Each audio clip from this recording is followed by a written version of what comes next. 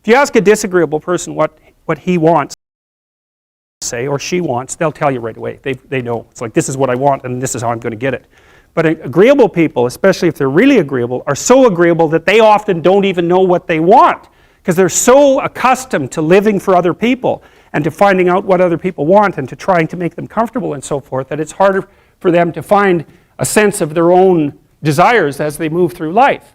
And that's not, look, there's situations where that's advantageous, but it's certainly not advantageous if you're going to try to forge yourself a career. That just doesn't work at all. And so even though on average men and women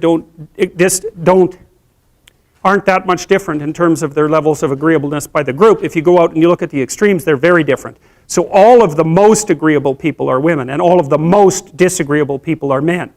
And the thing is, the extremes are often what matter rather than what's in the middle. And so one of the ways that's reflected in society, by the way, is there's way more men in prison. And the best personality predictor of being imprisoned is to be low in agreeableness. It makes you callous. Now you might think, well, what's the opposite of compassion and politeness? And the answer to that is, I think it's best sort of conceptualized as a trading game. So let's say that we're going to play repeated trading games. And if you're very agreeable, then you're going to bargain harder on my behalf than you're going to bargain on your own behalf.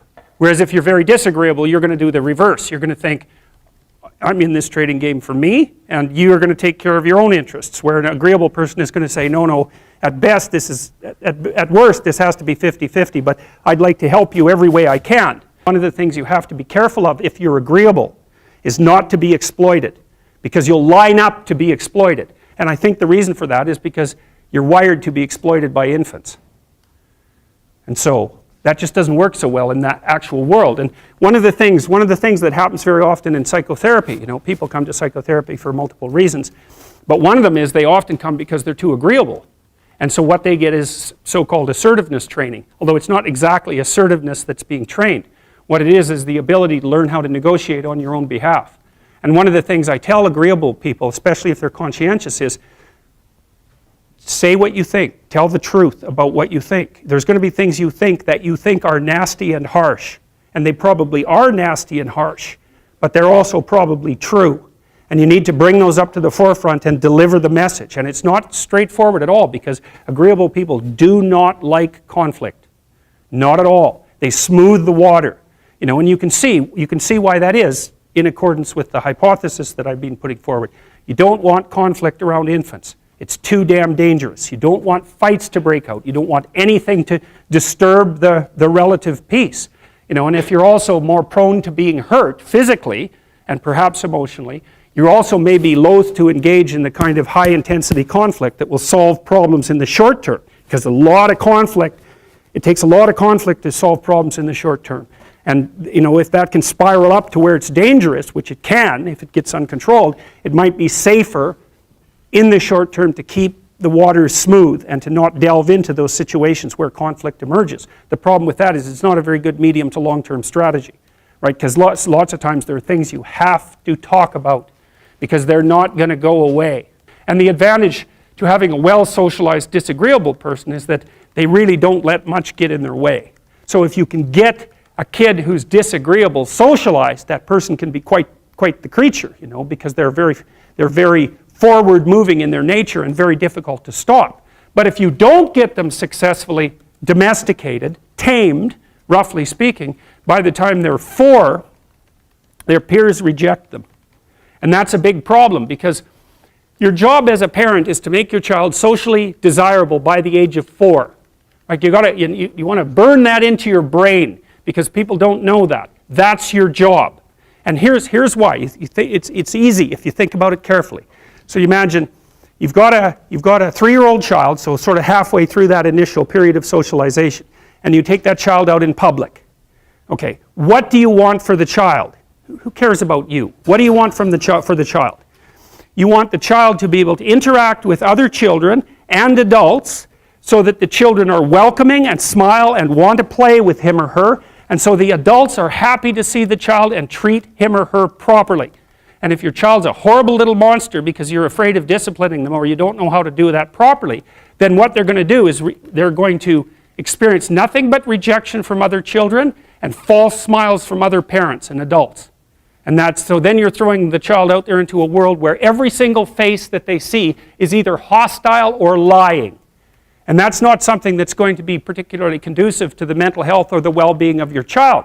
If your child can learn a couple simple rules of behavior, like don't interrupt adults when they're talking too much and pay attention and try not to hit the other kids over the head with the truck any more than is absolutely necessary, then, and share and play properly, then when they meet other kids, the kids are going to try out a few little play routines on them, and that's going to go well, and then they're going to go off and socialize each other for the rest of their lives. Because that's what happens, is that from 4 years old onwards, the primary socialization with children takes place among other children. And so if the kids don't get in on that early, they don't move into that developmental spiral upwards and they're left behind. And you can imagine how terrible that is, because a 4-year-old will not play with another 4-year-old who's 2. But a 5-year-old certainly will not play with a 5-year-old who's 2, right? Because the gap is just starting to get unbelievably large. And so the kids start out behind, and then the peers leave them behind, and then those kids are alienated and outside the peer group for the rest of their life. Well, those are the ones that grow up to be long-term antisocial, right? They're already aggressive. It doesn't dip down. Now, what happens to normal boys, roughly speaking? Imagine the aggressive 2-year-old types. They get socialized, so their level of aggression goes down, and then they hit puberty and testosterone kicks in, and bang, levels of aggression go back up. And so that's why males are criminals between the ages roughly of 16 and about 25. So, and it matches the creativity curve, by the way. It's so cool. If you look at the spike of creativity among men, 16 to 25, then it starts to go down. Criminality matches that absolutely perfectly. So that's quite cool. So, and so the testosterone levels raise the average level of aggression among men. It's more dominance than aggression, actually, and testosterone is by no means all bad. And then it starts to decrease at about age 25 or 26, which is usually when men stop staying up late at night, stop drinking as much, develop a full-time career, and take on the burdens and responsibilities and opportunities that are associated with a long-term partner and family.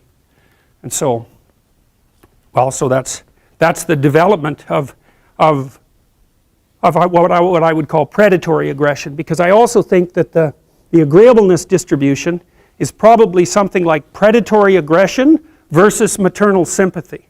It's something like that.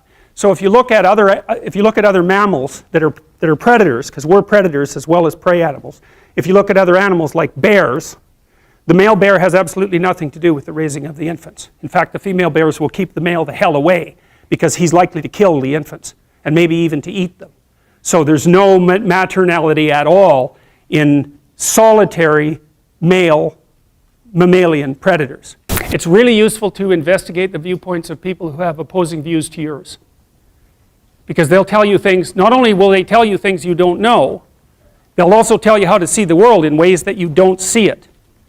And they'll also have skills that you don't have, that you could develop. So for example, if you're an introverted person, it's very useful to watch an extroverted person, because the extroverted person has ways of being in the social world that aren't natural to you, that you can use to improve your toolkit. And if you're disagreeable, one of the best things to do with disagreeable people, especially if that's alienating them from other people, for example, because it can, people treat you like you're a selfish, arrogant son of a, maybe that's because you are. It's like, okay, so what do you do about that? One of the most promising treatments, let's say, for that is get the person to do something for someone else once a day, just as a practice, and learn how to do it. Maybe you can wake the circuit up, if you think that it's lying dormant in you, which is probably right. I think we have a very wide range of propensities within us. Some are switched on, genetic propensities. Some are switched on, but I think that if you put yourself in the right situation or walk yourself through the right exercises, you can switch some of these other things on as well. But it takes work and dedication and discipline. I would say, generally speaking, if you want to adapt yourself properly to life, you should find a niche in the environment that corresponds with your temperament. Right? You shouldn't work at cross purposes to your temperament because it's just too damn difficult. But having done that, then you should work on developing the skills and viewpoints that exist in the space opposite to your personality, because that's where you're fundamentally underdeveloped. And that way I think you can extend out your temperamental capability across a wider range. And to me that's roughly equivalent as bringing a richer toolkit to each situation. You know, so if you're hyper extroverted, you should probably learn to shut up at parties now and then and listen just to see what's going on, to see if you can manage it, you know. And if you're introverted, well, then you should learn how to speak in public and to learn how to go to parties without hiding in the corner and saying nothing to anyone. You know, and if you're agreeable, then you need to learn how to be disagreeable so people can't push you around. And if you're disagreeable, you need to learn how to be agreeable so that you're not an evil son of a bitch. So, and the same thing applies even in the conscientious domain. It's like if you're too conscientious, you need to learn to relax and let go a little bit. And if you're unconscientious, it's time like, get out the Google Calendar, man, and start scheduling your day, right? And beat yourself on the back of the head with a stick until you're disciplined enough so that you can actually stick to something for some length of time and not living in absolute squalor, which is something that would characterize someone who's very disorderly, for example, because they don't notice. It doesn't bother them, disorder. It's like, maybe they can see it, but it doesn't have any emotional valence, and so it doesn't have any motivational significance. You know, so the other thing you might want to think about too, if you're choosing a partner, is try not to choose someone who's too distant from you on the temperamental variables, because you're going to have a hard time bridging the gap. You know, it's hard for an introverted person and an extroverted person to coexist. And it's really hard for an orderly person and a disorderly person to coexist because they will drive each other nuts. Why don't you pick up? Why are you so obsessed by it? That's the basic argument, you know. So it's useful to know about your temperament so that you can negotiate the space with your partner as well. And I don't think you should try to find someone who's exactly the same as you, because then you don't have the benefits of the alternative viewpoint. But you got to watch it, because you may hit irreconcilable differences of various sorts. And I've seen that most particularly among couples who are high and low in openness. That's a rough one. And also high and low